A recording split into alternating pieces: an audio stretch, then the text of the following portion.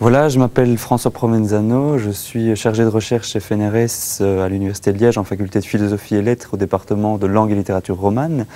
Et j'étais venu à cet atelier 4 parce que dans le cadre donc de certaines tâches d'encadrement qui nous sont confiées, on s'occupe, mon collègue Björn Olaf Dezo et moi-même, d'un séminaire de questions de sociologie de la littérature où on a décidé de mettre au point une formule de journal de bord, donc d'amener les étudiants au cours de l'année, au cours de leur projet de recherche lié à ce séminaire, à consigner un peu leur démarche, à réfléchir sur la manière dont ils avaient construit leur objet, dont ils étaient revenus finalement sur les principes méthodologiques qui étaient à la base de leur démarche, et enfin sur la manière aussi dont ils évaluaient les résultats de leur travail.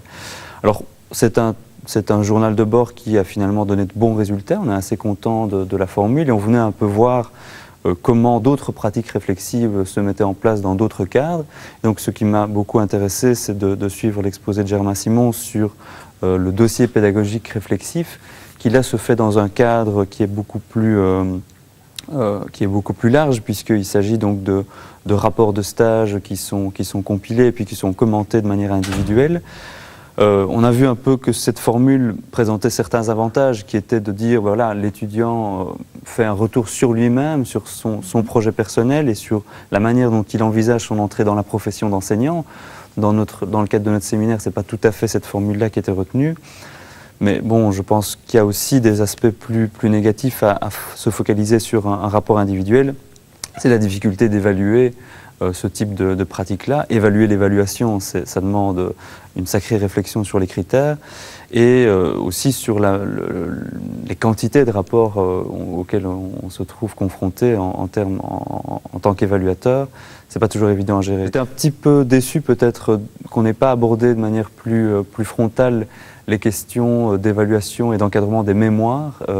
Finalement, c'était aussi un peu pour ça que je venais dans cet atelier, puisque je suis amené depuis cette année à encadrer des mémoires d'étudiants de maîtrise.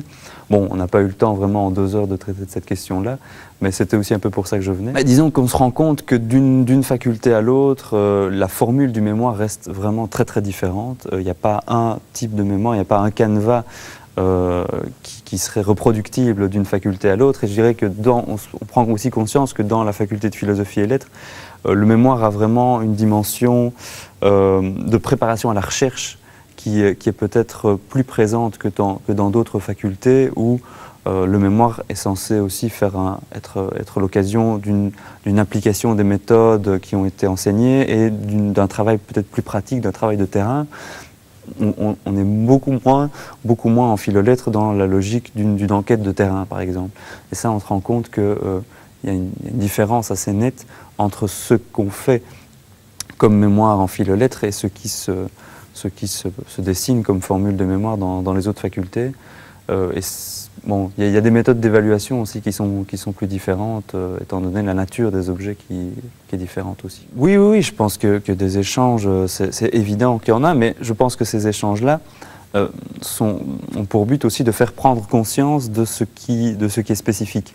Voilà, moi je pense qu'en écoutant notamment le travail de quelqu'un qui travaille avec des ingénieurs et qui donc doit évaluer la manière dont il gère des projets concrets, on se rend compte que c'est pas tout à fait le même type d'évaluation qu'on fait en philo-lettres.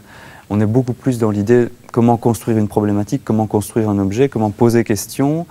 Et ça, je pense qu'il y a d'autres intervenants qui l'ont dit, même d'autres facultés, mais chez nous, c'est vraiment ça qui fait la plus-value d'un mémoire, disons.